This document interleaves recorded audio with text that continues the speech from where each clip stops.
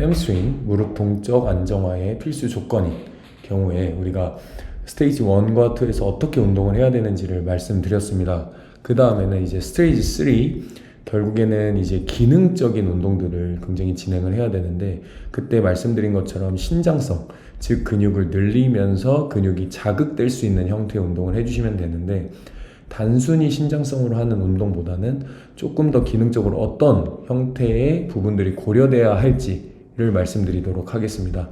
일단 이렇게 보시면 너무 헷갈리고 어려우실 거예요. 그런데 제일 중요한 것은 무엇이냐면, 우리가 이렇게 스프린팅을 하거나 러닝을 하거나 아니면 걷기를 할 때 이 골반의 움직임이 이제 anterior tilt, posterior tilt, 즉 전방경사, 후방경사가 일어납니다.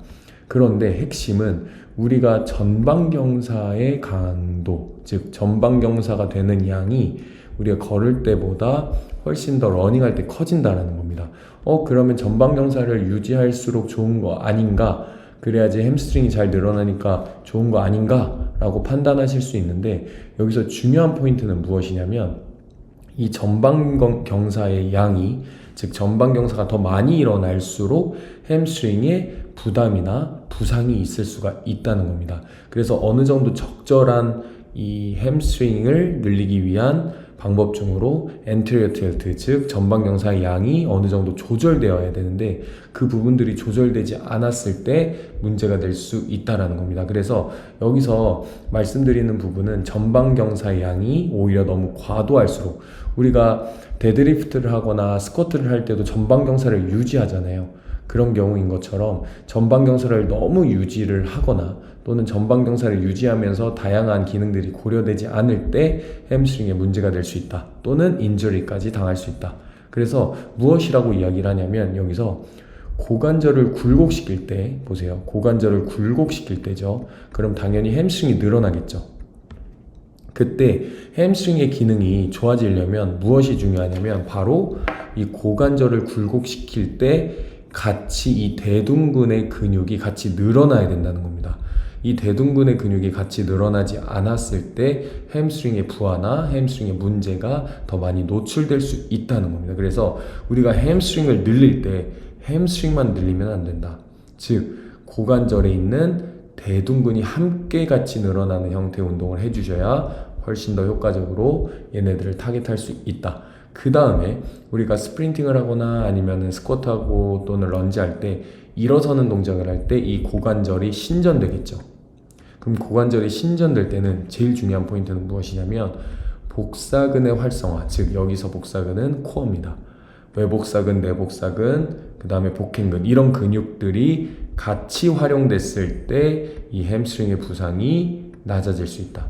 그래서 신전되는 동작에는 이 코어를 잘 쓰게 하고, 그 다음에 고관절을 굴곡하는 동작에서는 대둔근이 같이 늘어나게 해주는 형태의 운동을 했을 때 이 골반에 있는 anterior tilt의 양이 중립을 지키고 너무 많이 anterior tilt, posterior tilt 되지 않는다 라고 생각해 주시면 될 것 같아요. 그래서 실제로 운동을 많이 제공을 했었습니다. 그래서 anterior tilt가 얼마나 변화되고, 그 다음에 anterior tilt의 이제 양이, 그쵸? 양이라고 하면은 이제 편차겠죠? 이런 편차가 얼마나 변하는지를 운동을 제공한 그룹과 운동을 제공하지 않은 그룹에 비교를 했었습니다. 그랬을 때 제일 핵심은 운동을, 다양한 운동, 여기서는 뭐 신장성, 햄스트링 신장성 운동이라든지 코어 운동이라든지 다양한 밸런스 기능적인 운동이라든지 이런 다양한 운동들을 했을 때 제일 중요한 것은 골반의 전방경사 움직임이 오히려 낮아졌다. 그래서 즉 중립을 지킨다는 거죠. 너무 과도한 전방경사는 햄스트링의 문제를 야기할 수 있기 때문에 중립을 지키는 형태로 코어를 잡아주고, 그쵸? 안정성을 구축해 줄 수 있다. 그 다음에 당연히 그런 운동들을 잘 하다 보니 무릎 신전, 즉 햄스트링의 가동 범위가 좋아졌다. 그 다음에 코어의 지구력도 좋아졌다 라고 이야기를 합니다. 그래서 여러분들이 판단하셨을 때 햄스트링을 늘릴 때 어떤 형태의 운동이 중요한가 라를 여러분들이 만약에 생각하신다면, 첫 번째는 이제 대둔근이 함께 늘어나야 된다. 두 번째는 코어의 근력이 함께 강화돼야 된다. 그쵸? 그래서 이 세 가지를 꼭 여러분들이 확인하시고 운동을 제공하는 게 중요하고, 그 다음에 결국에 햄스트링은 CKC 운동을 해야 됩니다. 그래야지 코어와 대둔근이 훨씬 더 활성화가 많이 일어납니다. CKC는 말 그대로 발바닥이 지면에 닿아 있는 상태에서 운동을 해주시는 게 중요하다. 그래서 운동은 어렵지 않겠죠. 여러분들이 하는 데드리프트, 여기서 중요한 포인트는 캐틀벨이라든지 뭐 덤벨이라든지 이런 무게가 있는 운동을 할 수 있는 형태로 제공을 해주시는 게 중요하다. 왜냐하면 이 무게가 바로 코어를 활성화시킬 수 있는 포인트들이 되기 때문에 이런 부분들이 굉장히 중요하다. 그 다음에 대둔근이 늘어나게 해주시면 좋고요. 만약에 대둔근을 더 늘리고 싶다, 그럼 어떻게 해야 되냐면 이 다리를 내외전 시켜놓고, 그러면 대둔근이 외회전 운동을 하니까 내외전 시에 더 늘어나겠죠. 그래서 이런 부분들을 비교했을 때 내외전 시키고 코어의 운동을 함께 해주시면 된다. 그 다음에 뭘까요? 그쵸, 데드리프트에서 햄스트링 늘리고, 그 다음에 스쿼트에서 대둔근 더 늘리고, 그쵸? 그렇게 했을 때 햄스트링과 대둔근이 함께 자극되면서 얘네들이 활성화가 될 수 있다.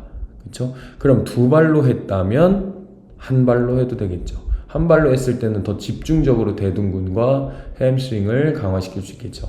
거기에 중요한 포인트는 이 다리를 내외전시키는 겁니다.